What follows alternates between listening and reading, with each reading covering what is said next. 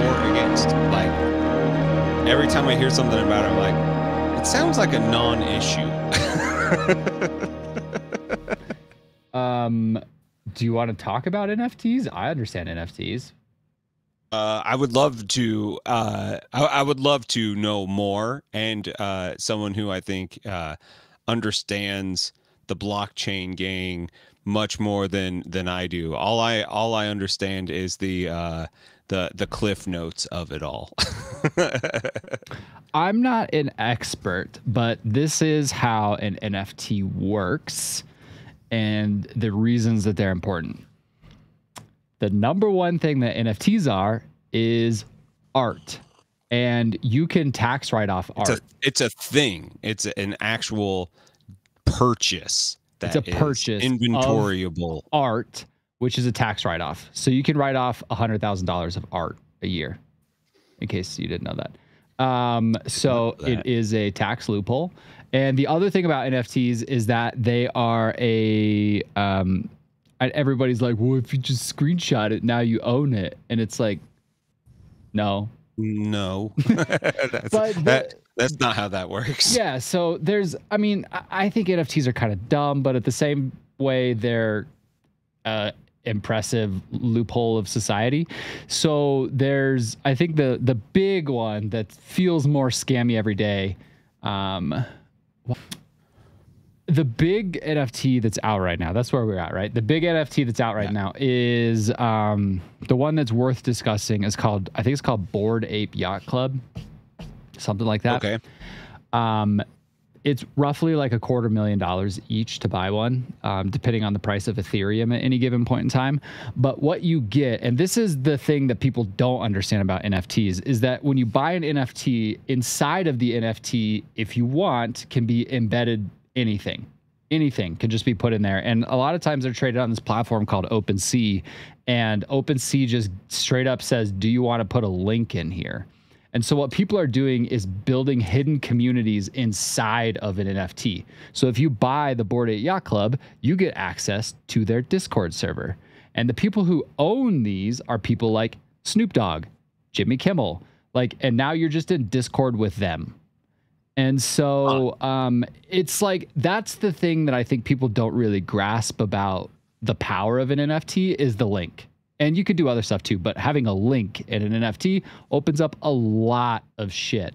And I think that from like a creative standpoint, an art standpoint, anything, people are starting to get very creative about businesses and NFTs.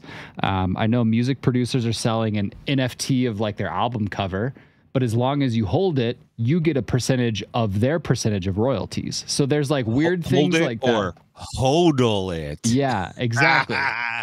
So it's like NFTs are really interesting because there's ways to set them up to cause people to really want to own it for like investment things. Like there's other NFTs that generate small crypto coins, like very small crypto coins every day. So every day that you hold it, you generate a coin.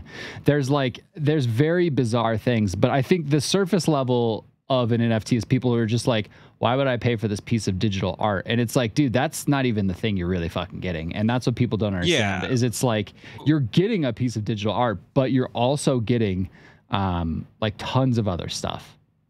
Well, and it seems like, as far as I understand with them, what started my thought process on this is I got given a free NFT for backing a Kickstarter.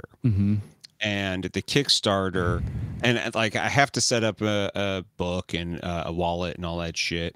And I'm like, okay, I can get this. It's like, but the people are mad. Like the people are furious at the Kickstarter creator for even doing this. And he's kind of a dick for like fighting with them about it. Instead of just being like, take it or leave it. Who gives a shit? Yeah. You know, like he's just like, here's my fucking, like, what's that called when you write a manifesto? Here's my manifesto of why I think the Anthromancer board game needs to have an NFT. And like everybody just like is so turned off by it. And I'm like, I kind of want to get it. Like if it's a free thing, I should get it, and it Yeah, should like it should be something that I had. But I guess I always thought an NFT was a single item that nobody else could have the same one. that So it is like that, but you it's could, more than that. so everybody gets a free one of this NFT who backed it. So if they want it, it's there. So it means that there's like 130 of them in the wild, and Mhm. there will only be 130 of them in the wild. Um, it's I don't know. I'm like very interested, but like also like I don't need the outrage machine coming after me, getting like tertially excited about something like, oh, this is kind of interesting, and like not looking too deep into it. And somebody's like, well, actually, you're fucking over the environment. When like I'm at this point where I'm like, are we really fucking over the environment anymore? Because like blockchain's here to stay. They're Yeah. not going away. Like it's only getting better and less like system heavy to do. So it's like, is that really a good argument for a whole new economy? Against a whole new economy? I think at one point in time, yes, but now it's changing, so I don't think it is anymore. And I just don't want to have to defend a stance. You know, I don't want to have to be like already on my heels on something when I'm just like, I want a pretty digital picture that, you know, shows that I supported a thing. Like, I don't know. It's a weird one. I'm Trenton, my friend, how you doing today?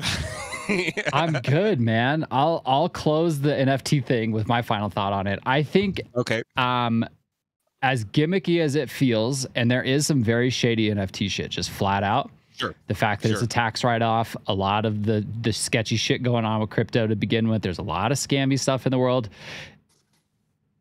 Beyond those very relevant things to just be like fuck NFTs, which are fair arguments. Totally fair, sure. The future of creatives being able to use NFTs as a resource is great. And I think it's like it opens a new loophole of like how creative can you be? So like there's ways to set it up so like if you sell an NFT, like, you know, photographers, if they just have a really cool exclusive picture, they can put that up, and every time it gets traded, they collect a royalty on it. There's a way to set that up. There's some very interesting ways to That's make, interesting. yeah, you can set your That's own very royalties. Yeah, interesting. you set whatever. So somebody trades it, you get a percentage of whatever that is. Whatever the sale price is, you can set a percentage of that sale. So that's an interesting way to use NFTs. And the other interesting thing that's very hobby specific, I get asked all the time, and I don't like making tutorials. We've talked about this a lot. I'm not a tutorial person. I don't think it's exciting content, but I understand the desire to want it. But also at the same time, I have this very bizarre, whether it's right or wrong, perspective that's like, I don't owe you shit for an explanation about how I painted this, especially for free. So I've thought, and I've been toying with the idea recently, that I could just sell a tutorial inside of an NFT and say, if you really want it, you fucking buy my tutorial. And there's only one of them in the world. There's the tutorial. You get access to it. And it is for this one specific style of how I paint this miniature, right? Like, you know, I could sell my Alpha Legion scheme inside of an NFT, and then that person can learn it and be like, okay, cool, this is awesome. Put it on the market, sell it. And then when they sell it, I collect royalty off that, and then the next person can learn it, and it just keeps going. So there's some interesting ways to use NFTs. I think it's a very cool option for creators to figure out ways to make additional income, but I think that there's a lot of red flags that are totally fair to be freaked out about. Yeah. Okay. All right. Interesting. I'm glad that I brought this up because it has been on my brain a lot. And the creators of the movie Blood Machines, which is actually like not a good movie, but has a great soundtrack and is visually very stunning. They're doing an NFT thing on it. I'm like, okay.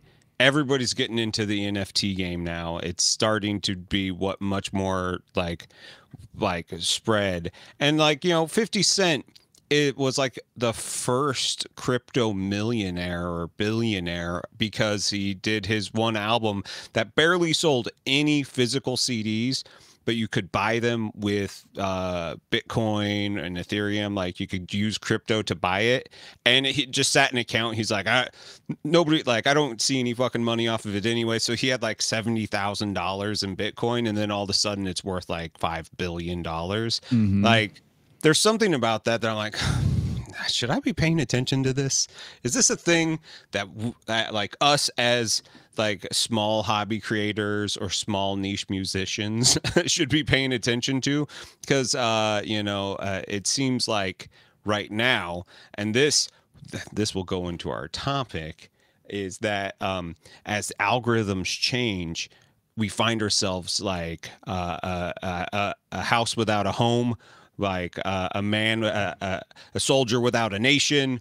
We have to like reinvent and paradigm shift into something new, beat the creative block, the writer's block, whatever's there. It feels like it is a part of the conversation that I have not had with myself yet. 100%. I would say as a creative, I think that everybody should understand crypto and NFTs, and I think they should understand them definitely at a surface level, definitely understand how to use them to financially improve their business, and then make the decision if that's something they want to be involved in. Right, I think crypto. Yeah. I've been in and out of crypto for the last couple of years. Like, I trade the coins. I'm not holding any right now. Thank God, because it's just collapsing. But which to me is like the most exciting time for it. I'm like, right. This is like in the stock market. This is when you start like going heavy. Like right. when it's in a free fall, go right. heavy into something like Johnson and Johnson. Right. Yeah, totally. You will do really well eventually. Yeah. Right. Yeah. I was talking about this with my wife the other day. So on the day of COVID crashing, March 17th, I think, was the COVID stock market crash of 2020. I remember sitting at lunch that day and just looking at stocks with my wife, being like, this is crazy. This is crazy. This is crazy. And I picked up at the time, and it was looking back now, I understand the trade I should have made. But at the time I was like, I'm buying airlines, I'm buying cruise lines. They'll be back. And they were, but it was a much longer path to get them back. Sure. So it was still a fine investment, but it wasn't quick. But I remember that day, Tesla was like trading for around $300. And so if you would have bought $300 of Tesla that day, one share, fast forward to now, that share's now worth $900. But on top of that, it's split, dude. So you would have owned 5 shares. Yeah, your $300 would be like $5,000. And so it's like that kind of shit. I remember sitting there and actively talking about, is Tesla worth buying, and choosing no. And I was like, So moral of the story, don't ever take us that seriously. This is podcast is for entertainment purposes only. Totally. But yeah, I think NFTs, and that's like an immediate, great rabbit hole. I think it's something that people should know about. I think people should know about crypto. I think that people should be educated on these things and understand that they are tools available for creatives, but just being a human in general. And they're out there. I think people should do the research and understand it more, especially creatives with NFTs. There's a huge reason to understand NFTs as a creative. I want to sell off parts of my body as NFTs, so you could buy my elbow chode, and and trade my elbow chode for my double chin or whatever. We could do things like that. Parts of my beard as NFTs. I'll just turn my body into one big cryptocurrency. Do it. I'd buy your elbow. That's the thing, dude, is it's like, it's bizarre capitalism at work again. It's like, I don't know, see if somebody will buy it. Maybe. I mean, there is a fool separated from his dollar every day, so I might as well get in on that game a little bit. I just haven't I haven't done the research. I haven't had the reason to do the research. And after watching people freak out about it online, I'm just like, I'm trying to make my life more peaceful. Yeah. I'm trying not to invite in fights for no reason. And it just seems like I'm actively asking for a fight to have a stance on something. It's just like, I don't know. It feels a little too hostile at the moment. Yeah, it's old money heads. It's the same people who were freaking out about crypto to begin with are now freaking out about NFTs. And it's just like, yeah, dude, it's just, you just don't understand it. That's why you're upset. And like, if you did some research and understood what it was, I think your perspective would change. And at the end of the day, if you don't like it, just don't fucking buy it, dude. Like, there's, that's it. It's like, that's like the classic, like, weed, guns, and abortion argument. If you don't like weed, guns, and abortion, don't do them. Like, don't do any of them. Yeah. Okay. That's fine. Problem solved. Yeah. So crazy, dude. Oh shit. Well, how have you been, man? I'm It's good. been about a week and a half since we've Yeah. last talked, and it seems like everybody's lives got fucking crazy over the last week. What have you been up to, man? Yeah, so I'm off the steroids now from being sick. I'm finally like, Dude, same, yeah, same. no steroid gang. Yeah, And I'm finally done with my antibiotics too. life is good. I just have been busy as shit, man. Just so busy. Like, I don't know. I feel like life is progressive like rapidly. Things are just moving fast. It doesn't make any sense because I guess it's now February. And I feel like January is for the last few years have been like the most slow, chill bust of a month ever.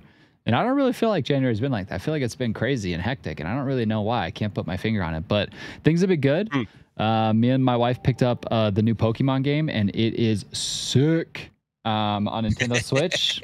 Anybody out there who it's like it plays a lot like Zelda Breath of the Wild, reminds me a lot of that. Very open world, very, you know, just Nintendo stylized. Like some of the sound effects in the game I think are literally the exact same, and I'm like, that's too similar. It's too close. Yeah. So yeah, Pokemon, the new Pokemon game slaps. Big fan of that. And I've just been working on my army, playing 40K again, working my job, staying busy. I had lunch actually yesterday with one of my streaming buddies from back in the day, Mohawk Miniatures. Do you know Mohawk? Oh, cool. Yeah, he was I over. don't know Mohawk, but I follow Mohawk. I do know I follow him. He was in the United States for his first time. He flew out to Las Vegas for the big LVO tournament, and happened to just be flying into Denver to meet up with one of his buddies. And I was like, let's go get lunch. And he was like, all right. So I got lunch yesterday with him. So that was awesome. So life is good, man. Did you go to that fancy hot dog place there in Denver? No, we went to my favorite taco spot. Oh, nice. Yeah. But next time I'm there, you'll have to take me, because last time I was in Denver, we did fancy hot dogs. And because if someone saw it on TV and we had to go, it was worth it. It was very good. Is it Biker Jim's? Is that the one? It's like got like alligator hot dogs and random shit like that. That actually sounds right. Yeah. Yeah. Was it actually it was downtown? Yeah. Okay. Yeah. It's Biker Jim's. I don't know if this is true or not. I don't know if they survived COVID. I have to look it up. I feel like something happened with them. They either didn't make it or they had to move locations. Something happened, but damn. I'm pretty sure something happened. I feel like it was good. And you know, everybody knows I love sucking down on a chili dog, so like it was all good. And we did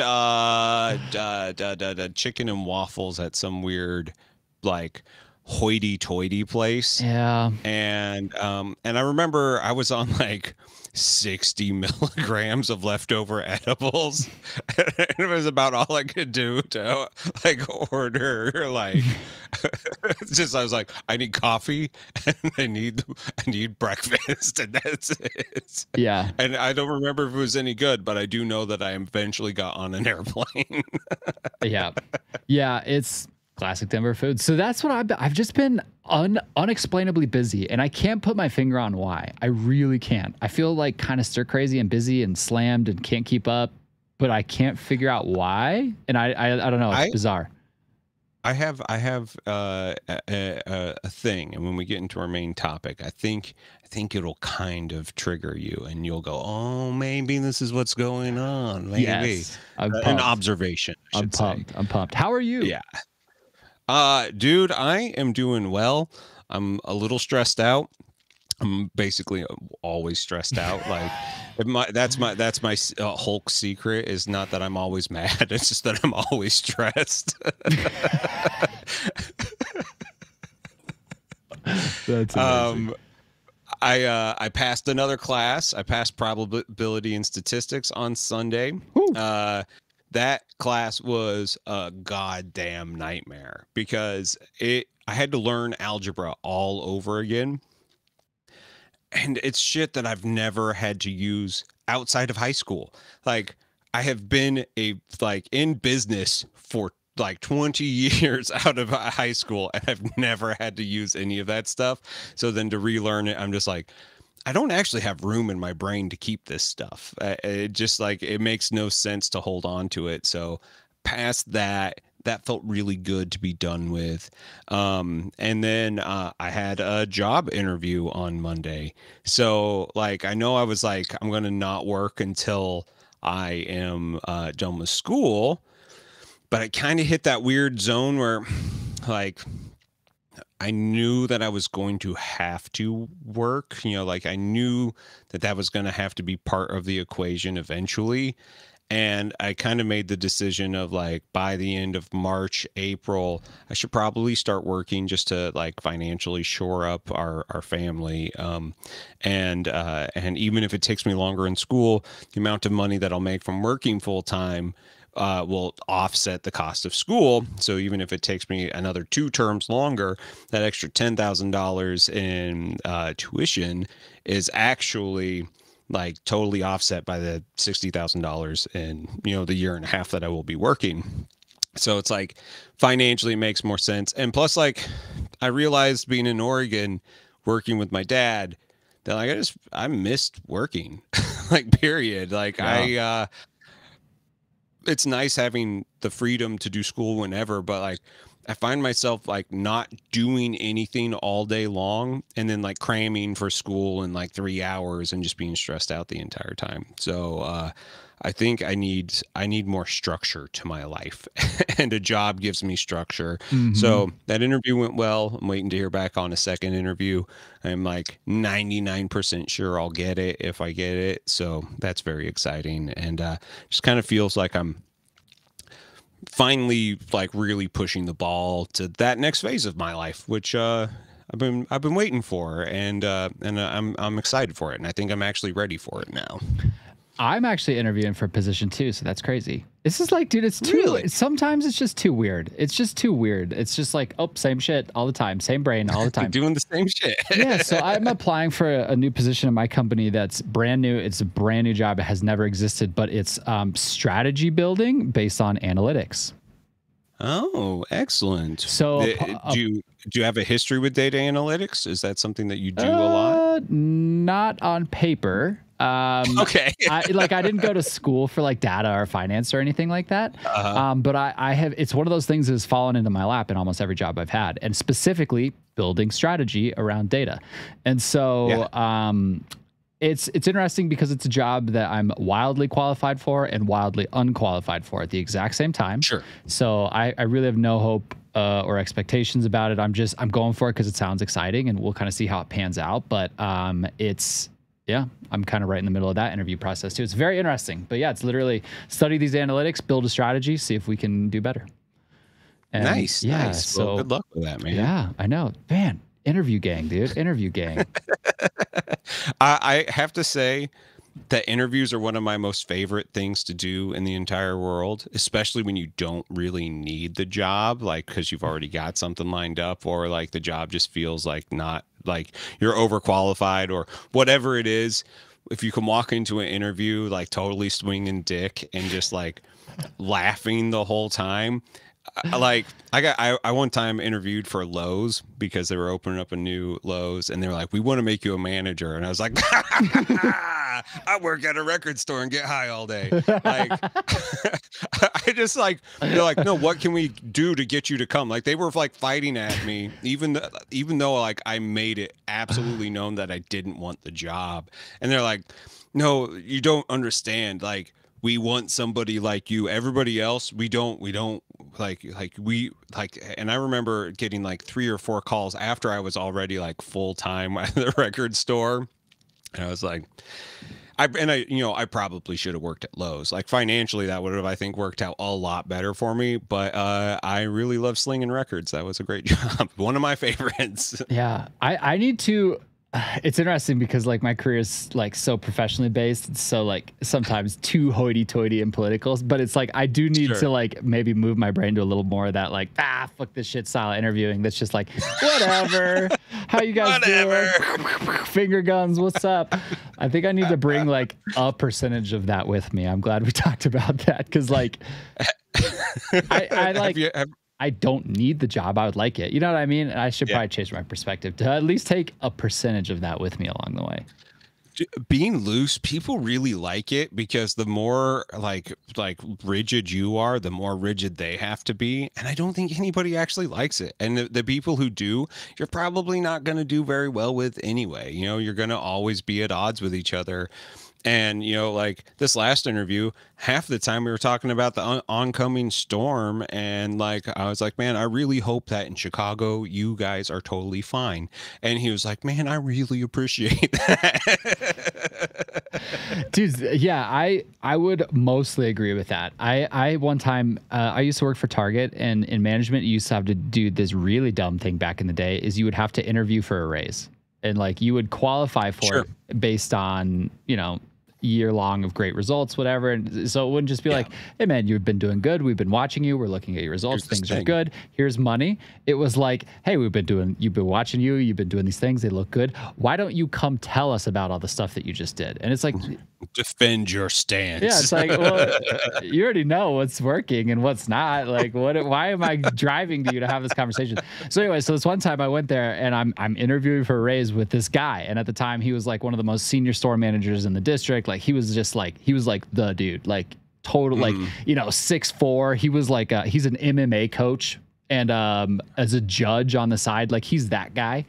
And so he like knows all the UFC fighters. They're just his boys. And it's just a very intimidating guy. So I go in the room and I finish answering his first question. He goes, I don't normally do this, but I'm going to stop you before I ask the next question. And I was like, okay. And he goes, you are way too casual. And I was like, okay, I'm going to see if I can work on that the rest of this interview. And he's like, I also want you to carry that into the rest of your interviews through the rest of the day. And I was like, okay. and eventually I ended up, you know, a couple of years down the road, I ended up actually working for him for like 3 or 4 years. And he was like the most influential and important manager I ever worked for like my personal development and stuff. But it was the one defining moment where somebody was just like, dude, what are you doing? You're like talking about dude, and you're like pointing and finger gunning and laughing in the middle of interviews. Like, what is happening right now? Like, you were asking us for a lot of money, like button it up a little bit. And You came in with a visor that you were wearing upside down. You had a puka shell necklace on, for God's sake. God, dude. That was the only time in an interview setting that somebody's ever been like, hey man, what the fuck? Yeah. It was, you know, that's a good learning experience though, because it gives you your pendulum swing of how far you can go. Yeah. Yeah. I live in the middle now. Thanks to that very specific piece of feedback that one time. So funny. So that's hilarious. So today is all about overcoming creative blocks, which is something that I have had to do, struggle with, have been great at, have been terrible with so many times in so many different creative ventures. And I'm really excited about this topic. We had discussed doing this topic last week because we didn't know what to do a topic on. And this is like a good auto get out of a topic card to just be like, we don't know what to do a topic on, so we're going to do a topic about what to do when you don't know what to do. Yeah. And then we came up with a topic last week. But just to like frame it for the listeners, new and old, like it's not that we don't have topics. We have like probably 50 topics in a file, and it's not that we don't have stuff to talk about. It's the fact that what we want to talk about now, that like, yes, that changes on a daily basis. How many times have we set up a thing at the beginning of the week and then like 3 days in, we're like, actually, we should talk about this. Yeah. Like every single time we've done a show, it's changed. And then like 5 minutes before the show, we're like, all right, we're fuck it. We're doing it live. Yeah, totally. So I really appreciate this, and there's been a lot of shows that have tackled creative block in recent history. In one of the a podcast with other fellow mini painters, Palate Knives did a how to unfunk yourself episode, which is really good. A lot of good creative ideas, really specifically about like if you get stuck in like loops and like your hobby time and stuff like that. I highly recommend checking it out. RIP to Palate Knives, gone too soon, but you know, they gave us some really good content while it was here. So definitely check that out. And you know, I hope that we can come up with some good ideas for you as well to, you know, I don't know. I don't think I'm ever in a creative block. Really? But I most certainly don't want to do it. Like I That's run into interesting. that all the time where I'm like, nah, it doesn't sound right. It doesn't feel right. It doesn't do this. And, and for me, that goes back into the jack of all trades. Like I have Mm-hmm. set my life up with so many different things that if one thing just doesn't feel right now, I don't suffer it. I move on and I do something else completely, totally different. And generally, like I never get to that point where I'm just like, oh, why is this not working? Why can I Mm-hmm. not I always set myself up mentally for victory, even if I'm not hitting the goals that I have verbally vomited out on everybody, which I know is like my biggest downfall is I tell everybody what my goals are. And then like 2 seconds later, I do the exact opposite Yeah, thing. you do a different goal, and they're like, "Hey, man, what the fuck?" And you're like, "I don't Yeah, what the know." fuck? Dude, you were saying you were going to do Hobby Time in the Murder Basement season 2. I'm like, yeah. Yeah, I haven't done it yet. Yeah, I didn't say I would not do it. Yeah, I just didn't tell you the timeline on it. So that's incredibly Right. interesting because I go through creative blocks all the time. Okay, so I know you do. You yeah. sent me a photo of yourself in a ski mask. A ski mask, everybody. I need you to It's a new know project. that wild man Trenton over here, It's a new project. he is willing to go to extreme lengths to get over creative block.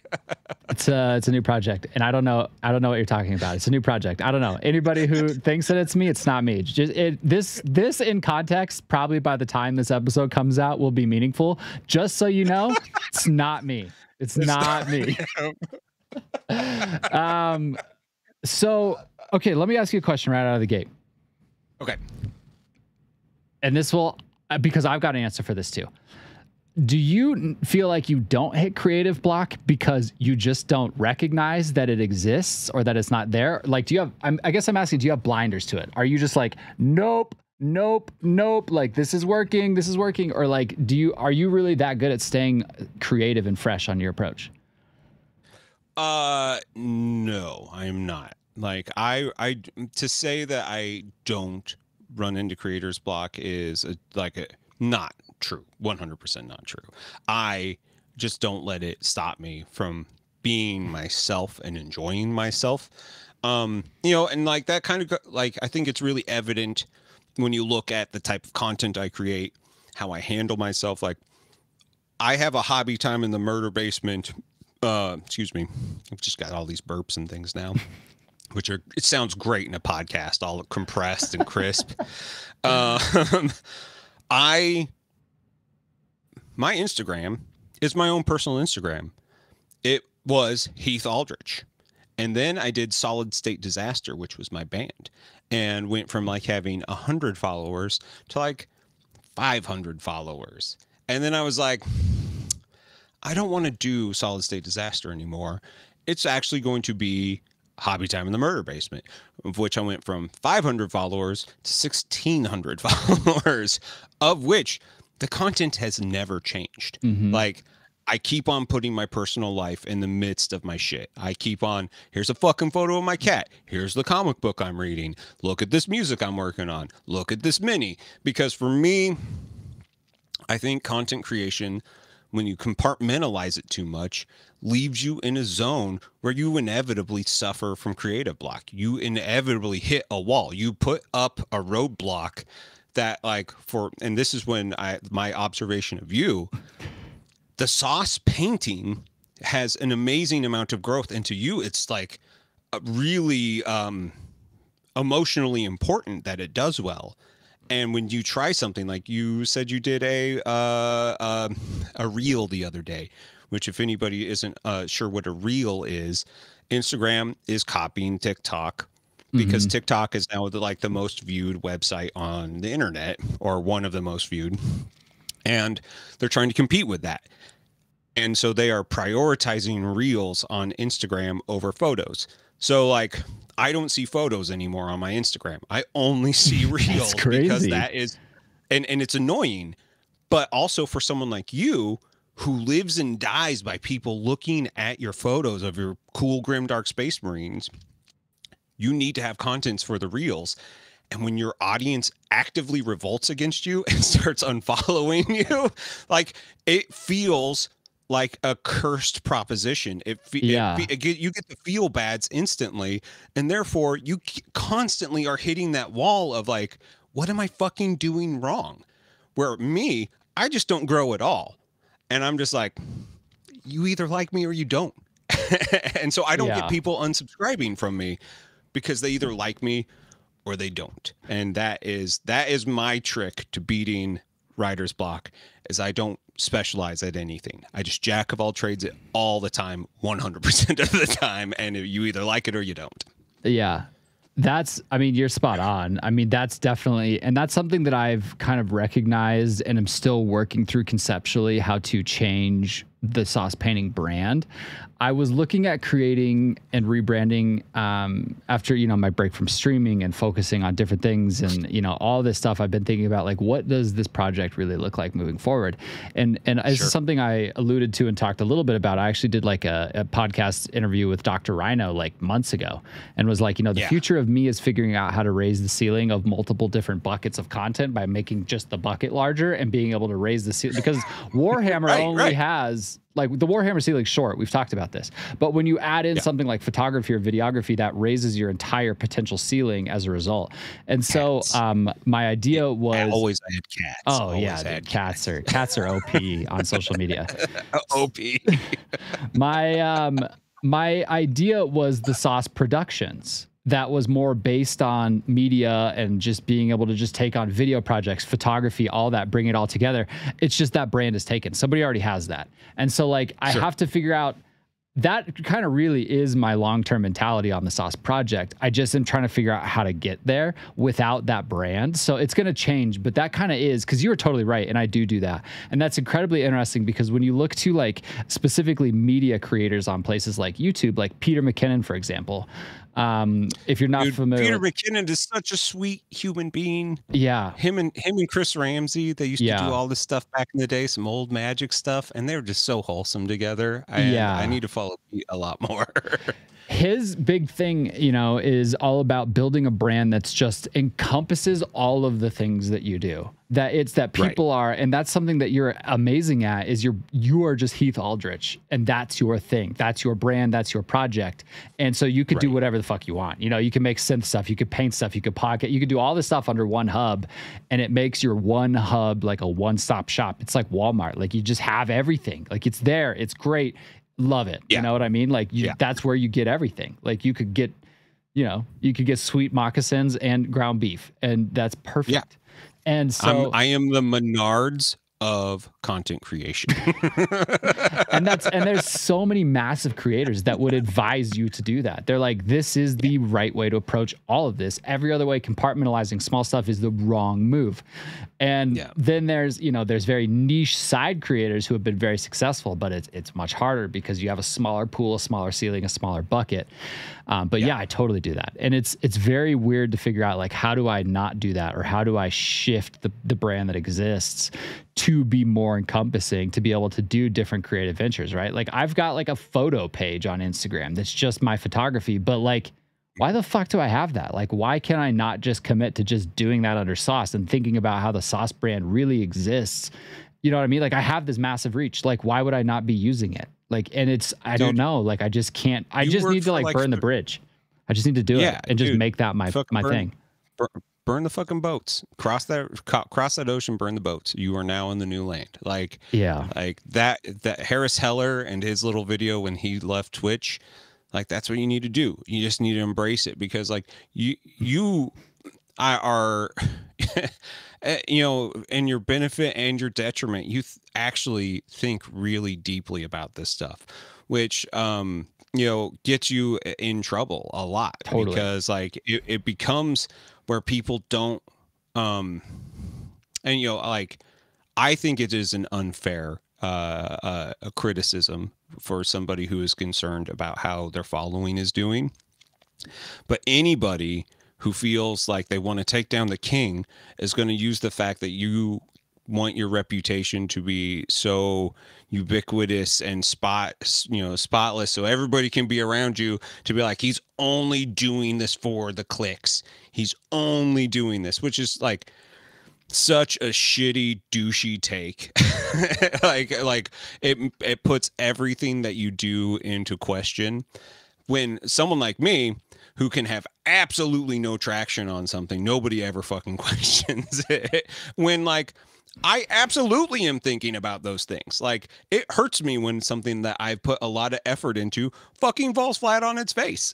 Totally.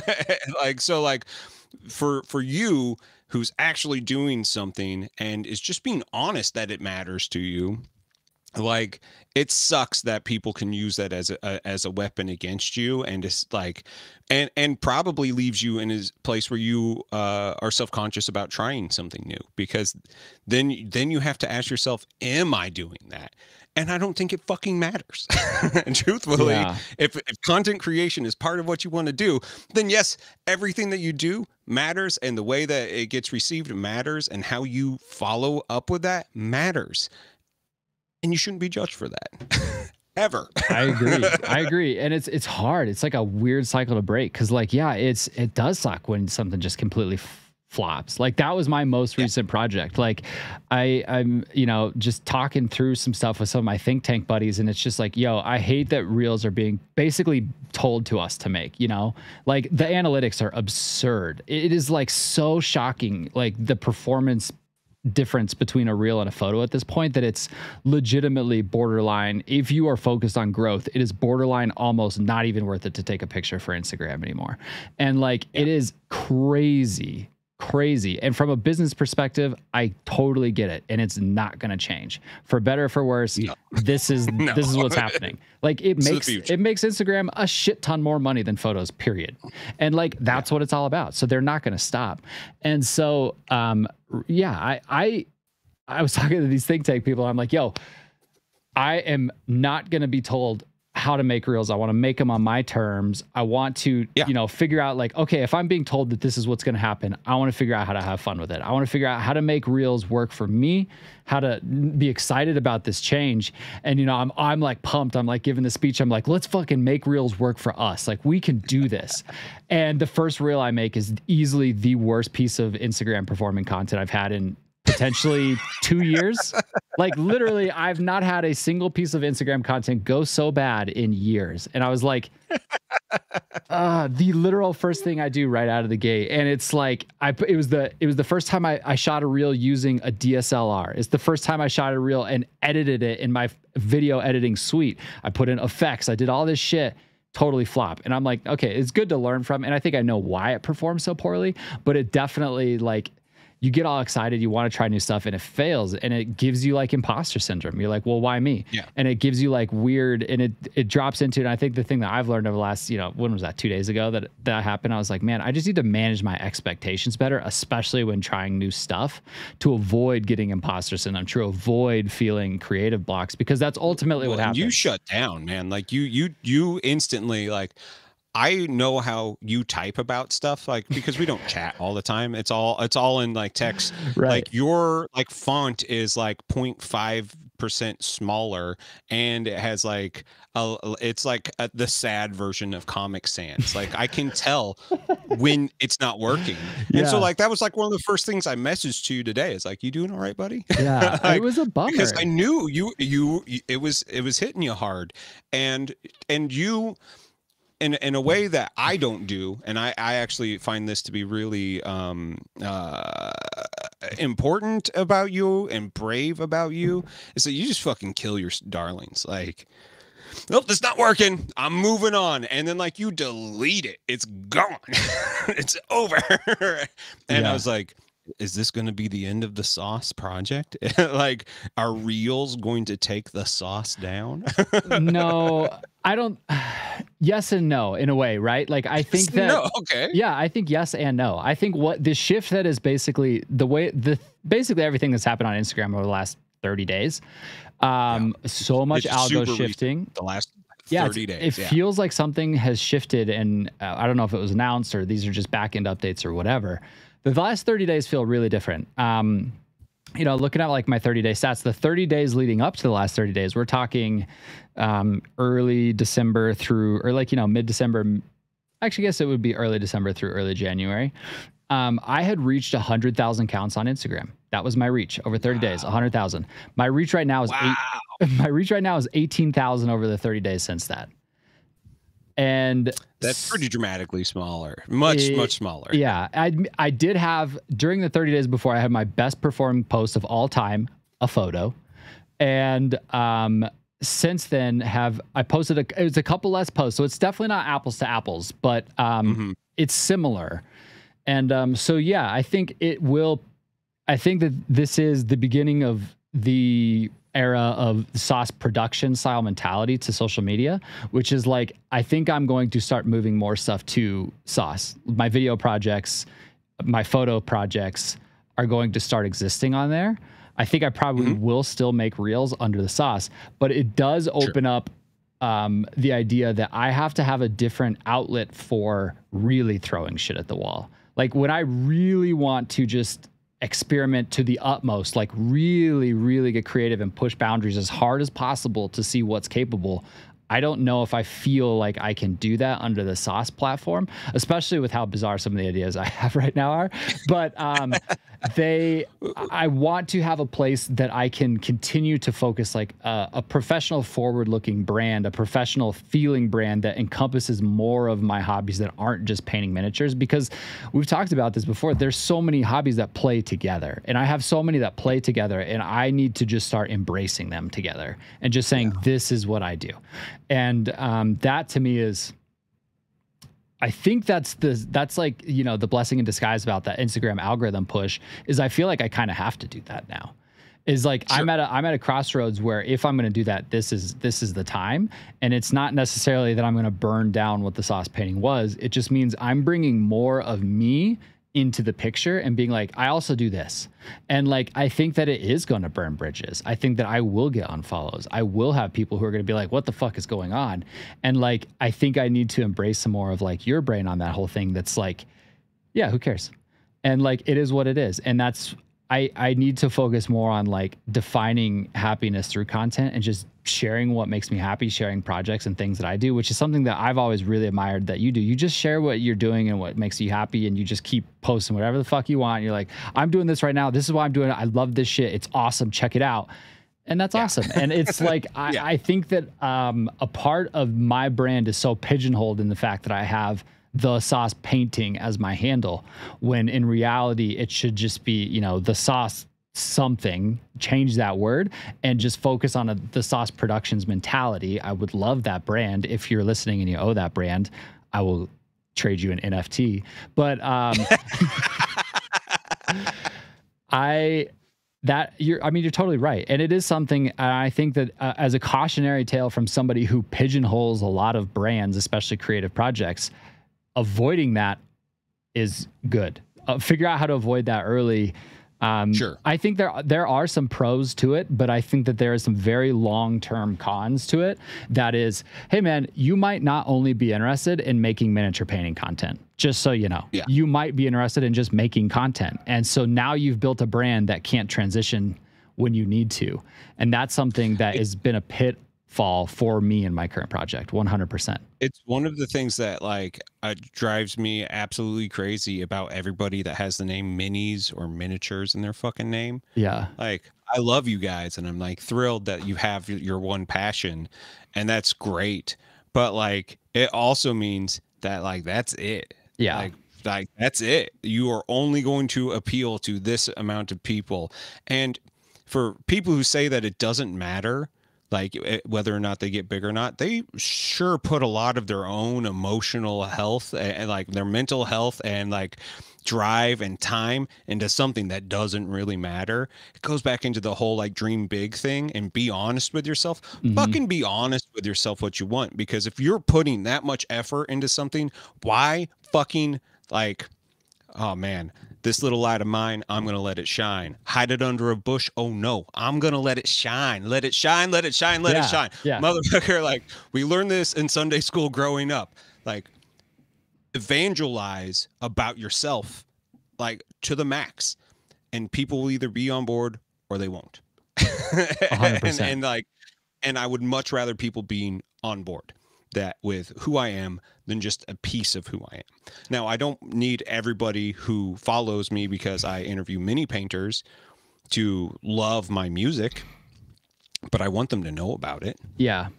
And I that's want them to know that that is something that is part of me and that's important to me. yeah. I would definitely use this as a cautionary tale, as something that currently is an issue for my future branding and media projects. And if there's somebody that's new in this whole journey and is like, where do I stand on this? Or this is, I want to build, I don't care. I'm keeping miniatures or painting in my handle because that's all I'm ever going to do. And that might be, Friday and we're not miniature painting. I only do it on Fridays and it's only miniatures. yeah. And like, that's fine. Again, like, you know, everybody's on their own content journey and their own life journey and stuff. But like, if I could caution one thing about what I've learned in the sauce painting project, it's the fact that I made it a painting project and not a media project. And like, that's it, you know? And like, I've found success through painting on social media. Okay. Yeah. I don't know if I want to make exclusively painting content for the indefinite future of me wanting to make content, you know? And so it's like, it's important to at least be aware and think about like the fact that you literally might down the road just get excited about something random. Like, you know, in the middle of last summer, I got really excited about street photography. Yeah. What the fuck? Where did that come from? And like, I would love to share more of that, but like, I don't really feel like I have the right platform to do it. And so it's like, yeah, why would I be so closed-minded to opening my bucket to other buckets? But I just am. I just have been ingrained this way. And like, I'm finally now really like seeing maybe that's not the best way for me. And it's still like, I mean, there probably is the creator here and there that really is. But I think as a cautionary tale, it might not be for everyone. That maybe think about how many buckets you can put together, because all that does from a creative standpoint and wanting to grow, right? Like, I think it's fair as a creator to be like, I want to make social media to grow my standing on social media. You know, I want to make content that grows it. Like, I think people are like, oh, you're a clout chaser. And it's like, okay, even if that literally was true, if somebody's literal only purpose, if they, you know, were like, I am only making content to grow my account, who cares? Yeah. That's fine. Like, that's a valid reason to make content. Yeah. And it's like, you know, I would say a lot of people. Great hobby and it makes them happy. Who gives a fuck? Right. Exactly. Like, stop pooping enough everybody's cornflakes, you know, like just because you don't want to do it and you don't want to put in the work, because it truly is work. Like, it's a lot of work. Yeah. Like, and I think that that's a part of the problem that we're seeing right now on Instagram is like Reels backlash. People, especially in the miniature painting community, who are just maybe, especially on Instagram, right? Like, how many people, when TikTok really started taking off, that were just putting their TikToks on Instagram, and people were like, there's a reason I'm on Instagram and not on TikTok. And it's like, sure. Dude, I had people say the same thing to me. And I was like, you know what's funny? I'm getting a lot new. Like, I had the same luck that Orky did, only Orky like exploded on TikTok because she is very good at it and actually fucking gives a shit about, you know, following how TikTok works. But my new followers on Twitch and YouTube weren't from my YouTube content or my Instagram. They were from TikTok. Like, I went through a phase where I was like, oh, I found you on TikTok. Like, what the fuck? Yeah. Like, that was pretty amazing. It's a very interesting thing. And I think, it's just the backlash against people making reels, specifically like right now, like people just unfollow and they're like, this just sucks. I'm done. You're making reels. Oh my God. Just another one of those people. And it's like, well, unfortunately, people who have any intention to want to grow their channel for various reasons, that's even if it's just chasing clout, fine. We kind of have to.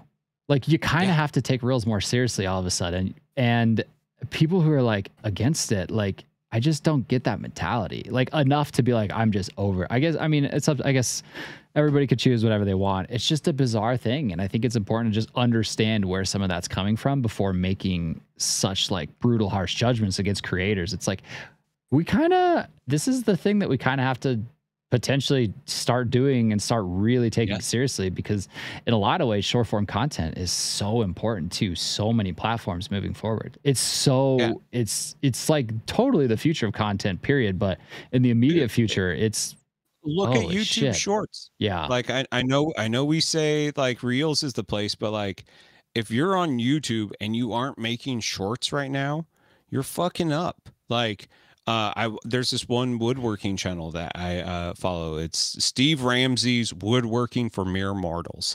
It is a mouthful. The dude understands how to like do like standard run of the mill woodworking to like intermediate level. Like you're never going to see him like, I did a $10,000, plinth for a record player sort of like woodworking. It's not his bag. It's for people like you and me who are like, I have a handful of tools. How do I get the most out of them? He started doing a video a day on YouTube when COVID hit, like one video a day. And I think I watched like 160 of his videos in a row. Just sat there every day. I'd watch it. And he switched to doing shorts content, 1 minute or less. And he had some real flops right off the bat. But then suddenly, they're like 100,000, 200,000 hits. And so he kind of figured it out and what works and what doesn't. And it shifted the focus on his channel and gave him a whole new future that he didn't have because he tried something new with the platform, like he didn't have to keep on coming up with crazy hard stuff. He could be like, if you're using Danish oil, make sure that you don't leave your rags in a pile. Otherwise they might burn down your garage. Thank you. And that's it. Like that's, I think it is a huge thing. And again, it's why I say I never really hit creative block. I get blocked on projects. Like I do have that like unstoppable force meets immovable object. And sometimes you just clash and you're like, there is no getting past this. But instead of getting stuck here, I always just like, oh, fuck it. I can't get the song right now. I'll move on to something else because I embrace all of my life. Mm-hmm. And I think that is something that you are interesting and can do. And I would encourage you to do that. You spent 3 weeks working on a video about your Awada HC Eclipse to make a really cool looking video, of which I think that you could do a very similar thing for a Reels or for a Shorts or for something, have like really great views. And I think you could do that to introduce, my name's Trenton. I like to take photos and you could use one of your Alpha Legion NFTs and you could have it out on a nature hike and you take a photo and you can back it up and then you have this like huge vista shot. And I think you could use multiple pieces of yourself in there. And I think people would be there because truthfully, people like you because they like you. Like they got into you for one reason and some people are going to reject it. And so you might have that step backwards, but the 3 steps forward you're going to get, and especially being able to give people who already are there and already support you that extra level. I mean, I think that's super important and something that should be thought about. You're right. Okay. So hypothetically, now say, so like, I know I'm not like everybody. I have lots of like cookie jars around me because I am ADD and I like that. What you you have lots of cookie jars too, but you did something really interesting that I don't think a lot of people do when they hit that writer's block, that creative block. And you started talking about like, I need to have a whole new channel doing fucking crazy edgelord shit. Where does that come from? Because when I see you, I don't see a punk rock anti-establishment guy. I would expect something like that from me, where I'm just like, who gives a shit? Like, how come your brain, when you hit that wall, when you had that failure, you went to instantly like, I just turned into Joker and I need to burn this thing down. Like, where does that come from? I think it comes from trying to understand the extremes of anything. I think it comes from being the learner, and wanting to understand. And so going, okay, if this doesn't work, then what's the extreme version of this, and finding the middle ground. And so like, okay. I think to me, I can get frustrated with the project, but it's because I think it's just one thing, right? It's not like, for you, if you get frustrated with mini painting and you're like, okay, fuck this, I'm going to make a record. You could just do that. Yeah. But for me, if I get frustrated, with, my painting handle and where I'm at, and like maybe I'm just like, I don't know, I just want a week off and not paint. Like maybe I just want to play Halo this week, And Yeah. Which is totally valid. yeah, and it's like, but I can't. What would I do then? Like, do I make a content video of me just popping a sweet headshot in Halo, or do I just make no content? Do I make like uninspired content? And it's like, so. I think when I hit a creative block, I just have to think like, okay, well, what else could I do? And that to me sometimes just sparks like next channel idea. And it's like, maybe it's, and a lot of, I've done, other experimental social media handles and projects and Instagram projects. Like I've probably made 15 to 20 Instagram projects over the years. And it's more of just like experimentation and just trying to constantly learn without wanting to necessarily like experiment inside of what I've built. And like, trying to just really just 'cause I think that's the problem with social media the way that it is that you're not really given that opportunity to like fail even remotely gracefully without it like actually having somehow repercussions. And that like I think is a very weird and like kind of negative thing about social media is like the algorithms and performance can be so brutal, and especially on people's mental health and their plans and their creativity could get so impacted by just an experimental piece of content. And but I mean, like even that experimental content though, like you've had huge flops with that. Like, I mean, just think about the Doinks. Like the Doinks fucking ate shit hard, like super fucking hard, and something that it never was any more than what you like said it was gonna be. Yeah, it's so interesting. People took it really fucking seriously. Yeah, blew up. And you're like, and which is cool and really exciting, but also is just like, like. I would personally love to see that sort of like growth on your main page, and you'd like take the risk, like totally. like because you're taking the risk anyway. At least you get to control the fucking narrative if it's on the main page. The second when it becomes this weird thing that not everybody knows about, now it's this like secret that like, oh, he was doing this thing, I heard it was this, and you're like, dude, you guys don't even fucking know. Like I think it opens you up for more fuckery than it does a good creative outlet. And like we've had many painters say like, oh, we stream painting, but we also want a game. So they've started whole new like gaming handles. Yeah. And I'm just like, why? Yeah. Why? Like, just do it all under the same thing, because like, just keep your painting schedule to schedule. Like, don't mess that up. But like, it's because of social media. It's because of social media impacts. The social media backlash, like, if there's the social media backlash, people outweigh. They're like, well, I can't experiment here because the repercussions will actually impact me because I'm trying to achieve X, Y, and Z.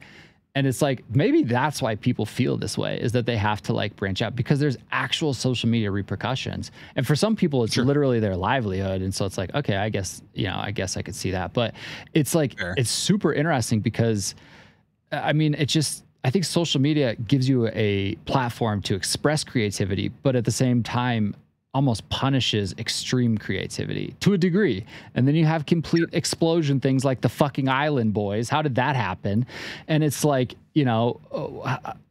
how far can you push experimentation until it's successful? And I feel like if you have an established brand, that push could destroy everything that you've created. And it's like, so you almost have to like, for extreme experimentation, just be like, well, I guess this is a project now.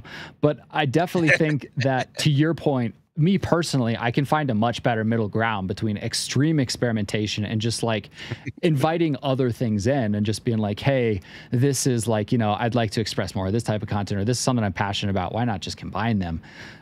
But it's super interesting. And like, yeah, I mean, I think that Doinks is an interesting, like, specific example where what it was meant to do, it really did for like 5 weeks, and then it completely fell apart and turned into literally just, 20 content creators all just being friends, out of the deal. And that was the final, and that's, you got good friends out of it. Yeah. And it still lives on as that, where it's, a sounding board with like-minded people where creators hang out together and talk together and grow together. And like, what it started as was like this let's break social media experiment, and what it ended as was a bunch of people who are friends, which is like, I guess it ended up a lot more wholesome than it ever should have. But it like was a very experimental project. I would say that was maybe the first Let's Break social media under my handle of all the projects I've ever done.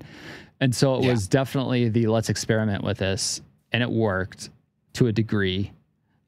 But again, all of it was dismantled with an algorithm shift. And so maybe there is definitely a valid point to creating a much bigger brand that can brace through algorithm shifts than I have. Like I have been very, very exposed by algorithm shifts and have taken very volatile changes in growth due to it, and like trying to figure out how to adapt. And like, so maybe, yeah.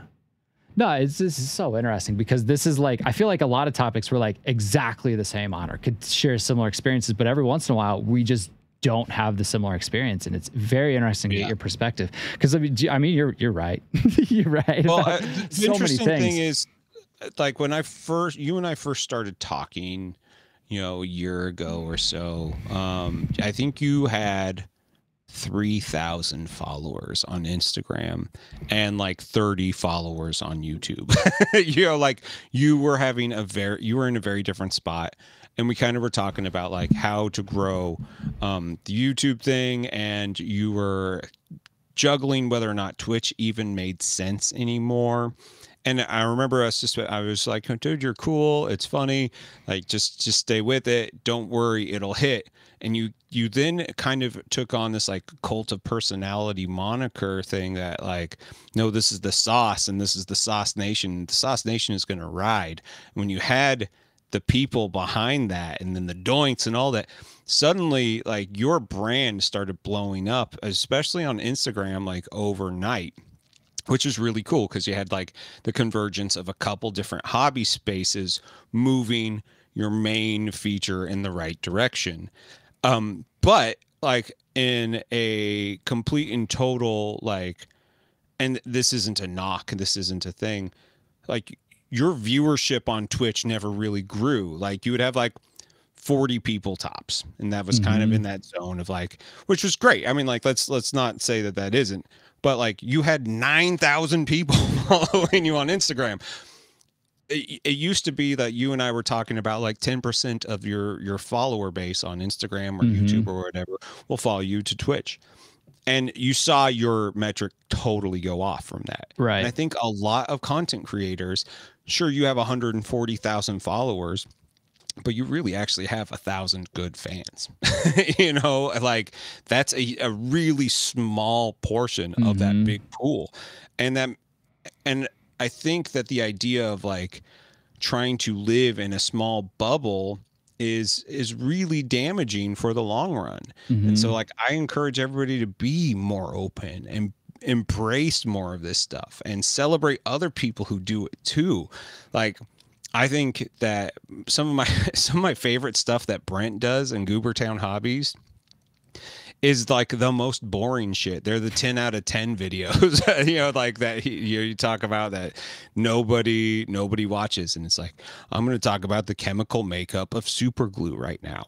And I'm like, I want him to go to a super glue factory. I want to see this. Like that to me is fascinating. And I'll watch that all day long. Where like watching the same painting tutorial over and over again doesn't get me going anymore. And I don't watch those videos. And while I don't unsubscribe to them, I'm no longer following a lot of people's careers because their creativity is stagnant. And I like when people push the boundary of what should be done. And I get that look behind the window and the thing that they like are passionate about. I follow people because they're passionate, not because they're fucking masters. Like, like if I was following only the masters, I'd watch like 5 people and that'd be it. And I'd only listen to bands like Dream Theater, like there would be no room in my life for 100 geeks. And I reject the idea that, you have to do things a certain way. Like, I think that this world, the tortoise or the hare, I'd rather do the tortoise and just like be the long game.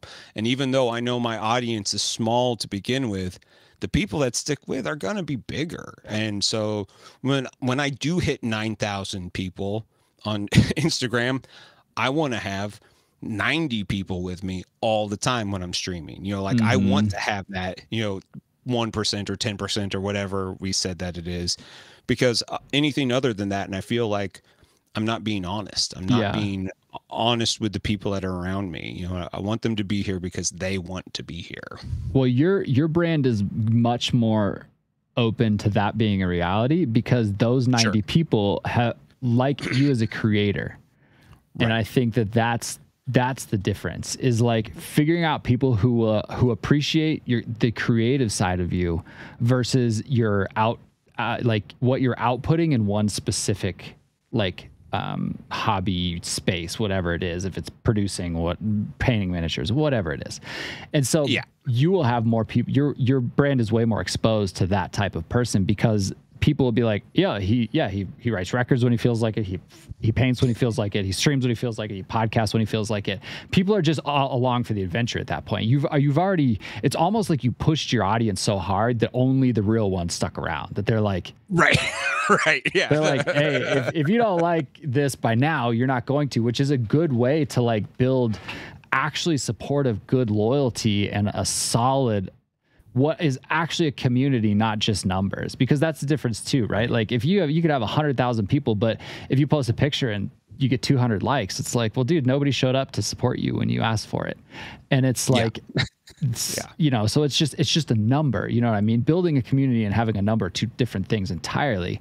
And like your brand is way more set up to have that sort of success, to actually follow the 10% kind of guideline that we've talked about a lot. And it's like, this is for anybody, this was just an off topic thing, and it's definitely not Bible, but we used to always say like, it should be like, you should see roughly 10% of your following follow you to wherever you want. Like if you go live on Twitch, you should see 10% of your Instagram there, you know? And it's like, that will say that you're using Instagram well, and that you've got a good following. People who care, they're like, oh, this person's live right now, I'm curious to see what they're up to. I want to go interact with them and see what they're doing.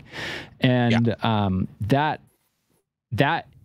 comes from potentially a fan base that's been more tested and has been like, yeah, fuck it, I'm sticking around, I don't care what he does, you know? And there's like, there's this camera reviewer that I really like. And I saw a comment one time, and it just said, I would watch you review a butter knife. And I was like, that is the brand. That's the brand goal, is if you could build a brand that people are like, literally do anything, dude, I don't give a shit. And like that, I think, is the goal. And I think that that's something, so because this guy's account is tiny as shit. He's got like 3,000 subscribers. And it's like, I think that you hit a lot of growth barriers with that type of mentality, but you build a more loyal ride or die fan base. And it's like, you know, which one really wins out in the long term, I have no idea. You know, like my gut says the loyal one, but the part of my head that knows how fucked up the business is just says maybe hollow numbers are better financially long term, because you can pull better sponsors. And that's really what it comes down to, is like, you know, how much money are you getting paid per video? Speaking of which, Something Wholesome is looking for sponsors. So please, sponsor us, please. Sponsor us, please.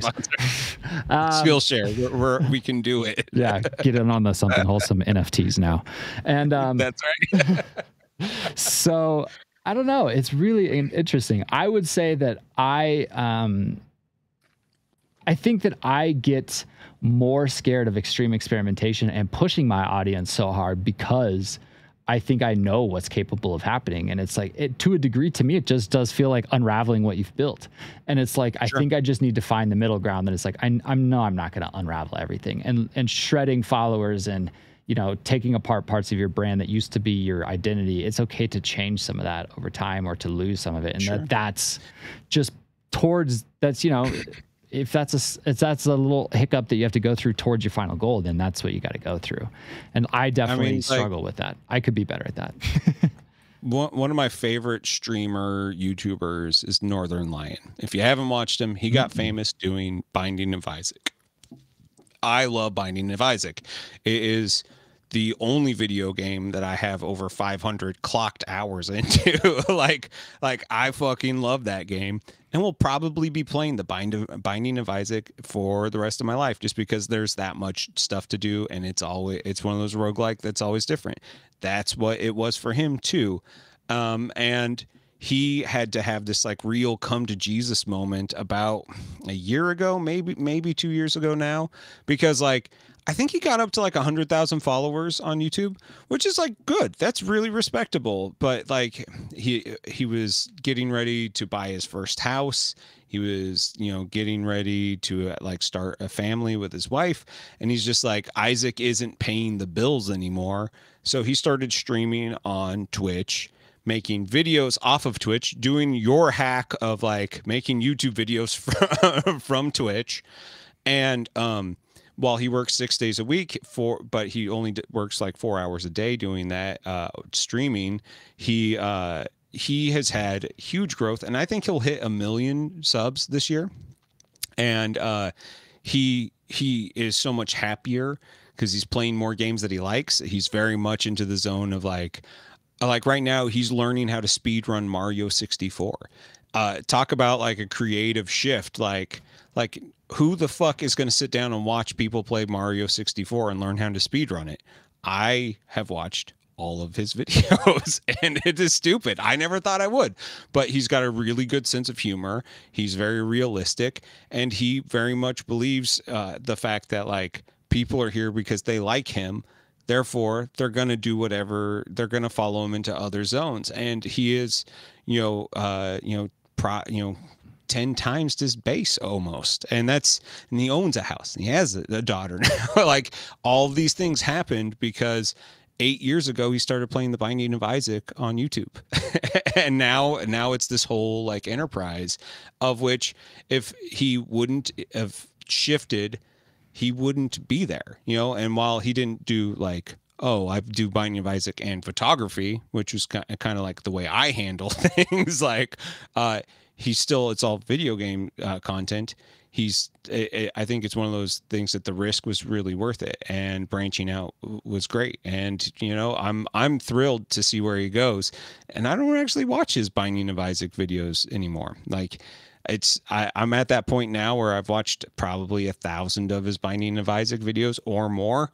Like I don't need to watch anymore. Like I get how he plays Isaac, but I watch everything else, and he puts out a lot more of everything else than he does Binding of Isaac. So I don't know. Okay, so I'm big on telling everybody to shift.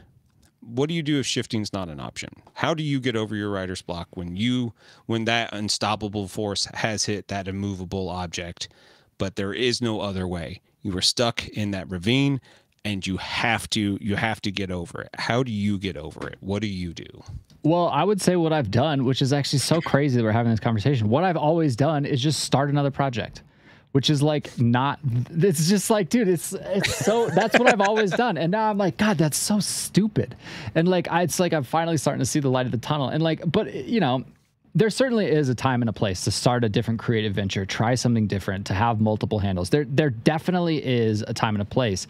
But I think you just have to be really, really, really understanding of what you're doing, why you're doing it, and really what your goal is with it before you do it. But I would say traditionally I've been pretty loose with just trying different projects, trying different things, experimenting in different buckets. Like, if I hit creative block with painting miniatures, like I'll just go take street photos, And like, so I think experimenting with other hobbies and having different passions is probably my advice now, because I would just say make a different creative venture before this conversation. Sure. And now I'm like, God, that's so stupid. Why would I do that? But I think that experimenting with other things that you like and pursuing those passions is a great way, because what you like has more to do with each other than you think. And the more you dig into it, I think the more that you see why you like two things at once, why you're into two separate hobbies that don't feel related, but have this one bridge. That bridge makes a lot more sense when you start experimenting with it. Sure. And then I would say also sometimes like go down memory lane. Like if you're a person that this is not your creative project, visit old stuff, like, do you ever go back and listen to some of the first records you ever wrote? Just I do a cover of one of my songs in every new project just because it is one of those that every time I am at that new spot where I'm like, how do I do this? Because a lot of times I forget how to write music. Like I know that it's part of my my inner lexicon and the things that I do, but sometimes you just kind of forget how to get in the groove. Learning something that you did before, it's the same way painting, like paint something that you've done before that feels really comfortable. Like go back to that old standard. I Hmm. mean, like truthfully, like this is what we do in everything, like, oh, you're single and you don't know how to get back into with women and you find out your next girlfriend is single at the same time. You call that ex-girlfriend just to see how she's doing and maybe like get back in the saddle again. We've all done it. We all visit the things that we're comfortable with. And I think that I think that there's nothing wrong with that. Some Yeah. people would say don't do what's comfortable. Like go do something totally different. I'm like, no, fuck that. Like find the cozy thing, because maybe what you are like uncomfortable about right now is the fact that you don't have firm footing in your creative endeavor. Like you're branched out and you're doing too weird of a painting project. You're doing something that you don't feel comfortable with. And sometimes those reps, getting back into it, gives you the confidence to go. I'm also really big in like, take a break, Yeah. like hang it up, man. Take a shower. I almost always come up with song lyrics when I'm mowing the fucking lawn. like Totally. when I'm doing the exact opposite thing, like something that is so not creative. Mowing the lawn is not creative, but yet I Right. am having my most creative moments as I'm like vibrating my hands to death. And as I'm going up my scary hill, I'm like, oh yeah, that's a good rhyme. Then I have to like stop and get a pen and write it on my hand, Yeah. but like I, whenever I am at a writer's block scenario, like fucking eat a sandwich. Like do something like really wholesome. I watch, fucking Labyrinth or something Yeah.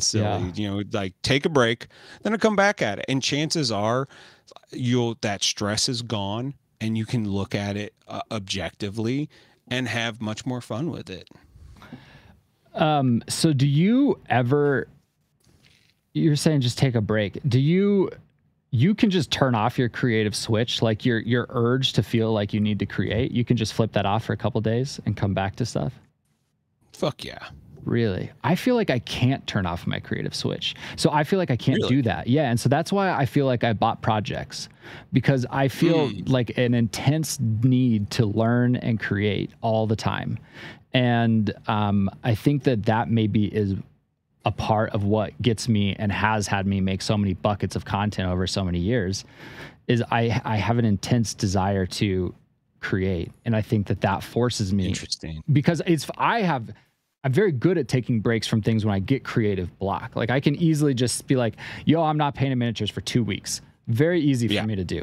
But in that 2 weeks, I will learn a new hobby, pick up an old one, maybe start a new social media brand. Like, and so that can be what I do, but it's like, Sure. is that right or wrong to, some of that stuff, whatever. But maybe that's a part of just my creativity, and why I get so many buckets going. And how it can sometimes feel like I just flip the switch and I'm done with the project. It's like, nah, it's like, well, I'm just maybe pursuing a different creative, instead of, I think, again, to your point, just pulling it all back together and just being like, yeah, this is in the bucket, because yeah, I just have an intense desire to create like all the time. Sure. And so what I should be doing, instead of taking these hiatuses and these breaks and these just like, with things, like, is just experimenting with other things inside of the same bucket. Because I'm Yeah. already doing that anyways. It's just, how do I Right. bring it together? And I mean, so, literally every part of your hobby is satisfied by the miniature painting hobby in some way. Photography is there, the film is there, interaction with an audience is there. Although you've said that like the community building stuff is no longer your focus. For me, the community building is the stuff that is like my favorite. Like I would Yeah. much rather have the community, because like here's the thing, like I haven't released a Hobby Time in the Murder Basement video in almost a year now.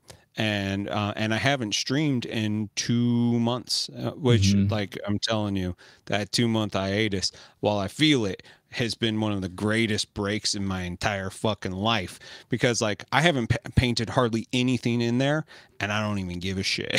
Like I'm Totally. getting caught up on some TV. I like, dude, Lost in Space was a fantastic series and it's great. I'm reading the Akira manga right now, which is fantastic. Like, I love being able to take a step back and like get into that guilty pleasure, because like I do feel bad not doing something creative, but truthfully, you can't be on all the time. Like it is devastating, because then you don't have any perspective on what is good and what is the stuff that you like.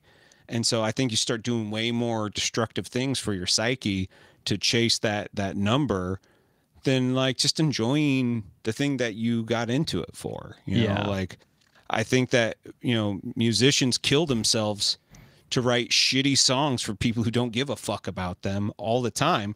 And it's hard. Like, I don't give a shit what you say. A stupid fucking pop song is still hard work. And no matter what you do, you have put extra parts of yourself in it. Even if you say, no, it's just I do this thing and it's like, no, it doesn't mean anything. No, it means something. And the harder you work on something, the more it means. And so when it doesn't hit, it hurts.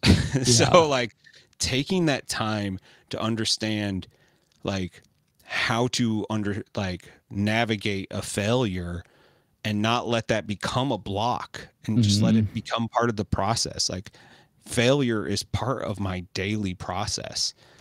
I like, you'd say like 500 likes on an Instagram thing is like not that great.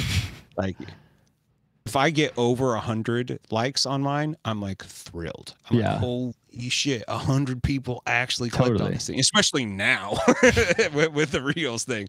But like, yeah, I don't have that. I don't have that same sort of outlet, where I can look at it and be like, fuck, I like look at all these gains. So I have to look at everything I do as like, is this honestly me? And can I be proud of this later on? Because like what's going to happen is I look at my one model that I've been working on for 6 months, and I'm like, oh, I remember this. I learned so much by this. And then I get the next thing, which is a photo of my cat. And I'm like, oh, he was super cute that day. Like, to me, when I look back on Hobby Time in the Murder Basement in the last, year and a half of my life, I see, or 2 years now, I see memories and friendships and things that have come through it, not the number, oh, this didn't do as well as I did. Because at the end of the day, that audience chasing that is so fleeting for me that like I said, I would rather have the community that's a part of this and to just like joke and laugh and have that outlet. And the numbers be damned. I think people will follow if you give them something wholesome and that they can hold on to. Yeah. No, I think that's great. That's great advice, and a lot of stuff that is stuff that I can relate to for sure. So I could dig that. I can dig that. I feel like I had probably 30 or 40 minutes worth of ranting about bucketing all your projects. And now I'm just like, God, all of that is now irrelevant. And I'm like, Dude, what I think people don't understand about what this podcast is we're two creatives that have a very different process about how we process what we're doing, that we want the same outcome. Like we want the same thing. I'm not gonna lie, I want to be fucking famous as shit for being Heath Aldrich. right. Like that's what I want my end goal to be, because I want people to be like, fuck, that's really cool. I want to give people the option that they can do everything too. you know, because Mhm. I think that we do get too caught up into the master of one sort of content creation, and I don't think it's fair. I think it's an Mhm. unrealistic goal. So I want to show people that they can be more. And maybe you don't hit the biggest numbers, but you can have a great time while doing it. And so you and I, because we process things different, it's like active therapy between the two of us. Sometimes it is, but Because I mean, it's I think about a lot of stuff after we get done. I'm like, fuck, he said some really good things. Like, I've been thinking 80-20 for the last 3 weeks. yeah, I think it's very interesting because yeah, I think we started at the same place in a lot of places. We end at the same place in a lot of places, and we get there differently. But a lot of times we can see each other's path and be like, "I get why you do that," which is it Sure. always creates a very interesting dialogue. And like, yeah, it sometimes does feel like active therapy because it's just spitballing with somebody like minded and talking through like, "Hey, I feel like this about this. How do you feel about that?" And it's interesting to like expands your mind a little bit. And like I'm such a huge fan of like think tanking period because it's a way to understand more, you know, and Yeah. it helps you solidify your own perspective. It helps you challenge and question your own perspective. It helps you understand other perspectives. And like if we could just understand other people's perspectives more, the world would be infinitely better. Just saying, Oh my God. Yeah. you know what I mean? Period. And it's Yeah. like that's the powerful shit is like opening your brain and being like, I get why you feel like that. I don't, but I get why you do. And like Yeah. that's massive. And like that's what I think is so interesting about it is because I've always felt like when we talk, we just are like, that's an interesting thing. And like, Yeah. I don't know. I feel like some of the stuff too that you're talking about, like, you know, just I guess some of the things that you said made me think about like finding happiness to conquer writer's block. And I feel like in Yeah. some ways I've been pursuing that and thinking about like, you know, revisiting old projects, nostalgia, anything, you know, like over the last like, you know, 6, 9 months, I've really been questioning why am I doing this period? And Yeah. No, you are definitely not in a crisis, but you are having a question of faith of your process right now that it like has been really obvious to me for a while, and I'm fucking here for it. Like I'm watching it and I'm excited for you, yeah, even though it might be like really intimidating for you. I think the end result is going to be like absolutely phenomenal because yeah, I think you've got the goods, and I think that you're a few steps away from hitting a stride that makes you something that is more like active and important in other people's lives. And I think that that's something that you should pursue like pretty fervently. Like I think that expanding for you is key because I think we all have seen where miniature painting content creation goes, and this middle class, like there's like the like 10 people on top, which is, you know, it's just strive for that's amazing, but this middle class gets weird and like protective, and like they get too in their own shit, and they don't see the fact that they're fighting for like the lowest common denominator, when like the truth is like we could all leapfrog. Even we are one post away from leapfrogging even the biggest miniature painter in hmm our hobby, hmm but because we are in a niche hobby, we totally, are already shooting ourselves in the foot. So like if that is a goal that you want, like why can't it be both? yeah, I think it can be. Like yeah. one of my favorite Instagram people who I don't see often anymore, and I cannot remember his name at the moment, is a cello player. I believe it's cello for the Nashville Symphony. I found him through the modular synth world, and so like it was all modular synth stuff. And then he got a nice DSLR camera and nice HDR photos. He started doing like street photos of Nashville, and I loved watching his shit. Like I like synth porn is great, but you know what else is really cool? The real world that we live in. So like Yeah. I found myself getting way more into what he was doing outside of synthesizers, and I encourage everybody to like take that time to explore the things that are could be really important to you. Like I think that especially if content creation is something that you want to do, Don't let your path be your creative block. Mm-hmm. Like, just don't. You won't be happy in the end. Like, Yeah.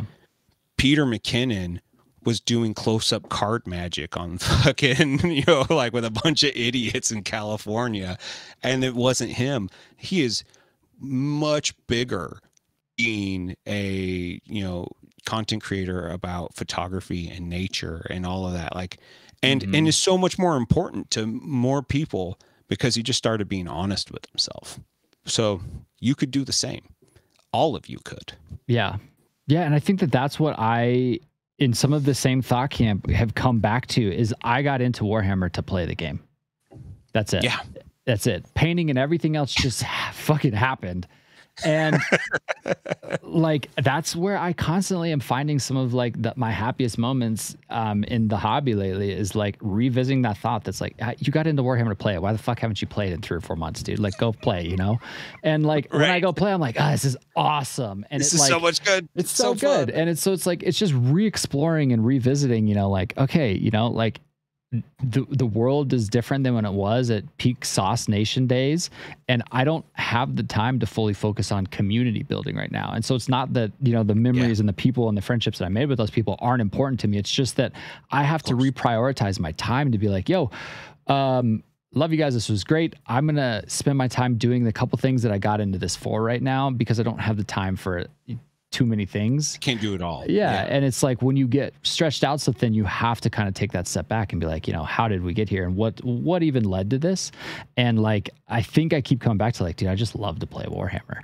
And so like, that's something over the last like 4 weeks I've been really involved in, like growing and working on like, our local scene and growing that. And it was a very exciting conversation. Like, again, thinking about like lunch with Mohawk yesterday, I was just telling him all the stuff we're doing for the tournament scene, specifically here in Denver, and he's like, word, like, that's cool shit, and it's like, that's shit. What we're focused on, like me and my team are really focused on growing the scene, building like we're building out tournament tables. We now have enough terrain for more tables than we could fit in the shop that we play at because we know our vision. And they're like, good. These are tournament tables of terrain. There's a lot of terrain. I've been building terrain like in the back nonstop for like 12 weeks.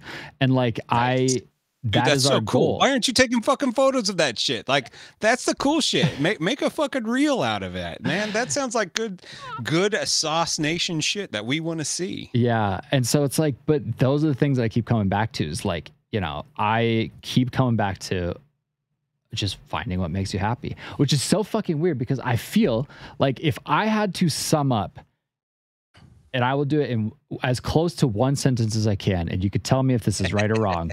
If I had to sum up your advice for overcoming creative block, it's just find out what makes you happy, be honest with yourself about it, and then do it. Yeah. Period. Dude, I mean, like, that's it. Like, seriously, that's it in life. That's it in everything. Like, if you're not happy in your job, because being in a job can be a creative block. Like, get a new job. Like, we are in like a very weird stage of our economy and our nation. If you're not into what you're doing, change it. If your boss sucks, like, be really honest with your boss and be like, I love this job and I want to keep on doing this, but you are making my life miserable here. I mean, make sure that you like have a backup before you have that fucking conversation. Right. But like, people are ready to have much harder conversations about stuff, and the people that aren't worth your time and your effort. And I think this idea of just doing it because this is what everybody's done before us is a bad model. Mm-hmm.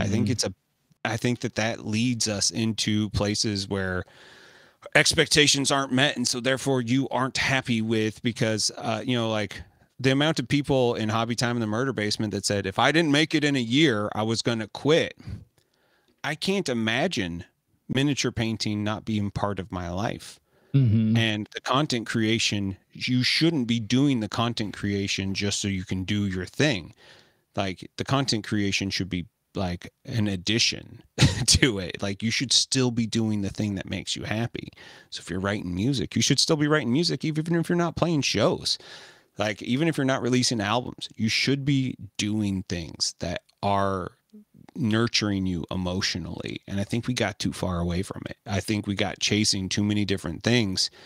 And honestly, I think 2022 is the year that we all get back to earth. Like, we get grounded and we realize what's good and what's moving forward, and stop hurting ourselves and other people because we aren't hitting what we thought they should be doing. It's just like, I think that this is the year of grunge. Like Pearl Jam, Soundgarden, Nirvana, they're all coming back again.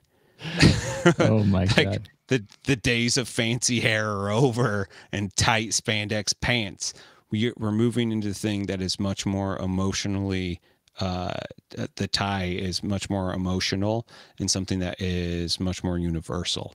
And I think that if you aren't ready for that, if content creation is part of what you're doing, you're going to miss it. Like, look at what Eskimo Callboy is doing right now. Yeah. Like, they are having a huge explosion with songs like Hypa Hypa and Pump It Better, like great, really fun songs, but they're also plagued with the fact that they are using the term Eskimo in their name, because in Germany, it doesn't have the same meaning that it does here in the States and in Canada. And so they're like, how do we change our identity in a helpful way? And they're having a really honest conversation on YouTube right now and on Instagram. And I'm just like, I respect the fuck out of this band. And like, I think they're probably dragging it on a little too long. I think we all know that they'll probably just go with the name Callboy because that's a great name too. Yeah. But you know, they want their audience to understand that they're not doing this lightly, and that they aren't like, the choice of naming this isn't something that they're like not taking seriously. You know, they want people to know that even though this is like a joke band and we're having more fun than you are, we actually like care and we don't want to hurt anyone's feelings. And that's like, to me, like amazing to see. Like, how often do you see a band bring the fans along with a conversation like that? Yeah. Never. Yeah. That all happens behind closed doors. They're all like, man, if we offend these people, we can't get into this thing. And it all becomes this weird stat thing. And they're like, no, like, we feel bad. We feel bad that we've hurt people's feelings, and we want to understand why. They talked to a fucking professor the other day just to understand the imperialism of the word Eskimo. It was fascinating. Great content. Perfect video for 10 minutes. Give it a shot. I'll check it out.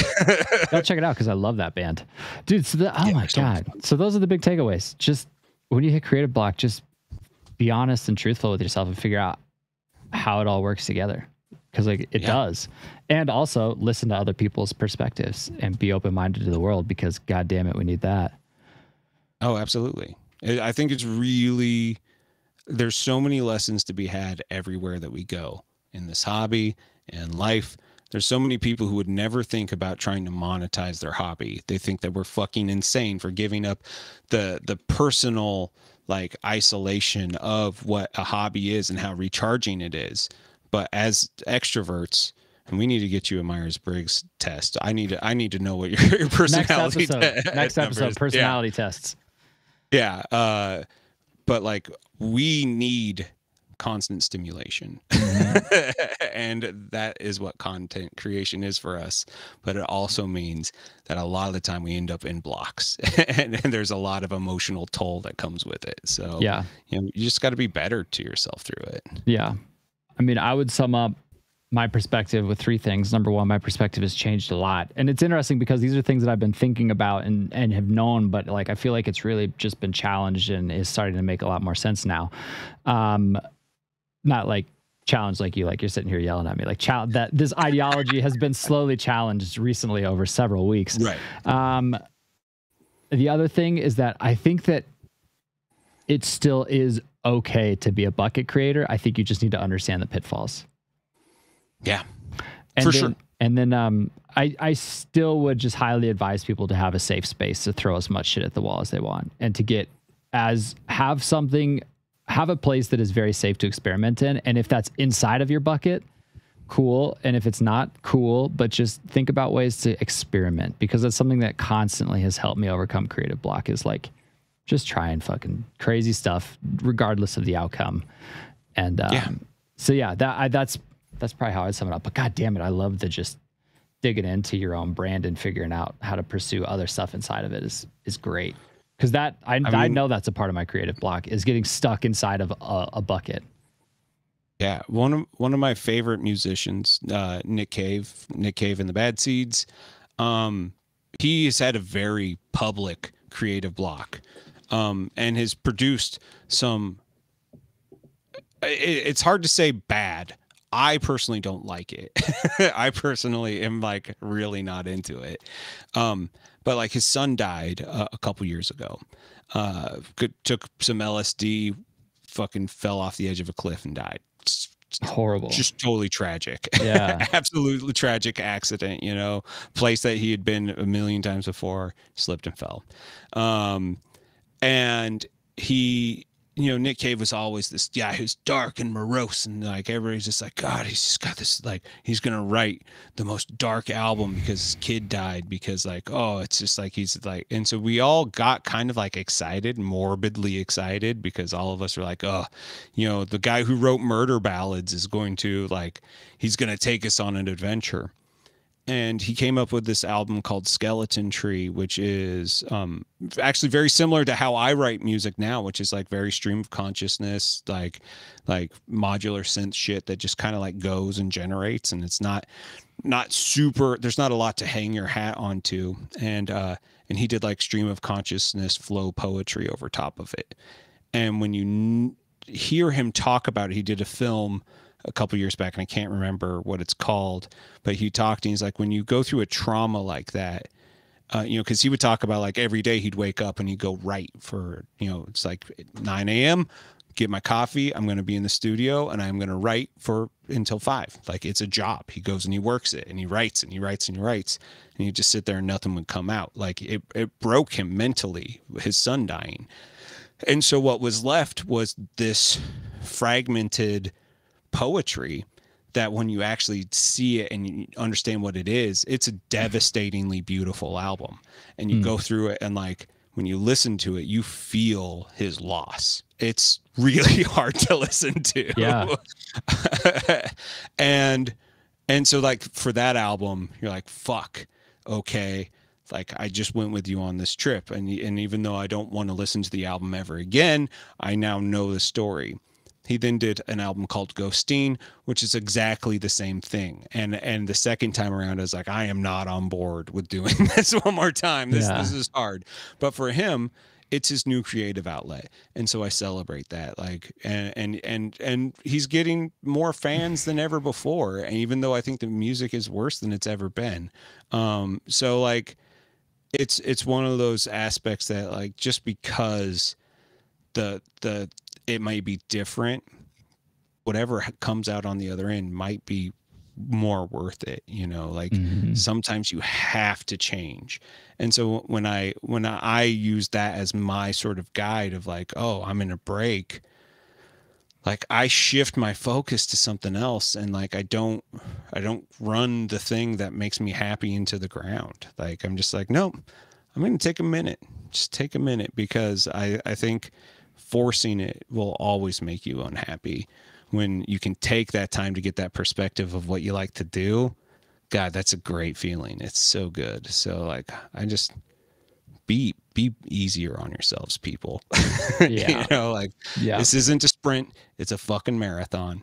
Like for like this race is like, and nobody's keeping track. That's the other thing too. Like there's no judges here, like you can't be disqualified. You just have to like take your time, be good to yourself. That's really all I can say, because forcing it is just devastating, and it leaves you in a place where you're just not happy doing any of it anymore. Yeah, totally. Dude, this has been wholesome as shit. A lot in there. If you were hoping that I'd say, oh, you're painting in red too much, you should use blue. That's not the conversation that we just had. No, it is not. No, it is not.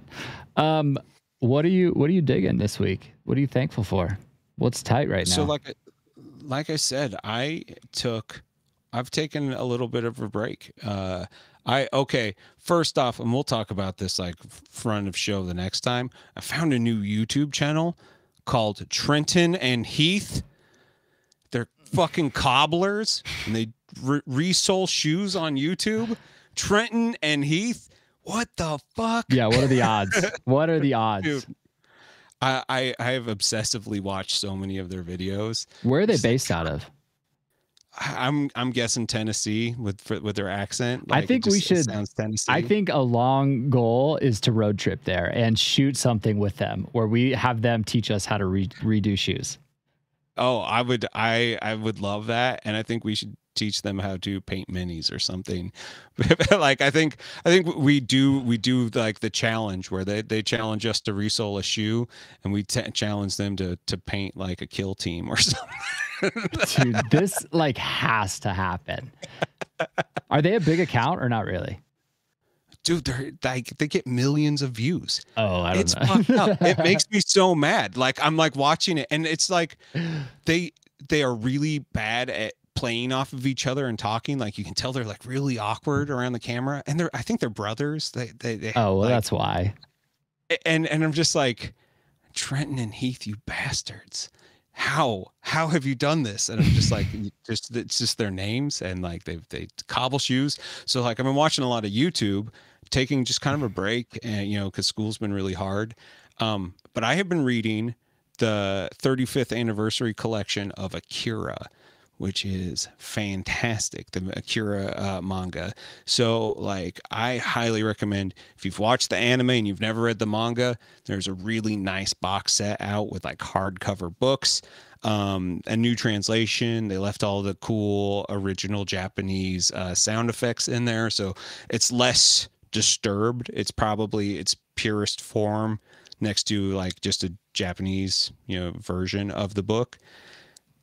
Man, that shit is just beautiful, and it's amazing that in like 1982 he was doing level of graphic drawing and animation and world building that like it's unbelievable. I've never seen anything like it. Still, it just feels totally unparalleled, and I'm just like, I am in it. I love it. It feels so good to be back reading it.